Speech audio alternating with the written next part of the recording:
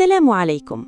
تخيل معايا واحد العالم مشهور بزاف، عنده الشهرة والناس كاملين كيسمعوا ليه، وفجأة بدا يشك في كل شيء. هاد العالم سميتو الغزالي، كان من أكبر العلماء والفلاسفة في زمانه، ولكن بدا كيسول واش الحقيقة اللي كان آمنوا بها صحيحة؟ واش العقل وحده يقدر يوصل للحقيقة؟ هاد الأسئلة دخلته في أزمة كبيرة، حتى خلى التدريس وخرج يبحث على الحقيقة. سافر وعاش حياة بسيطة كيقرأ ويتأمل ويفكر، ومن بعد سنوات وصل لفكرة مهمة: العقل مهم، ولكن خاص الإنسان يوازن بين العقل والقلب والروح. وكتب كتاب مشهور سميتو إحياء علوم الدين، اللي باقي مؤثر حتى اليوم. القصة ديالو كتعلمنا أن الشك أحياناً كيكون بداية لفهم أعمق للحقيقة. ما تنساش تشترك في القناة.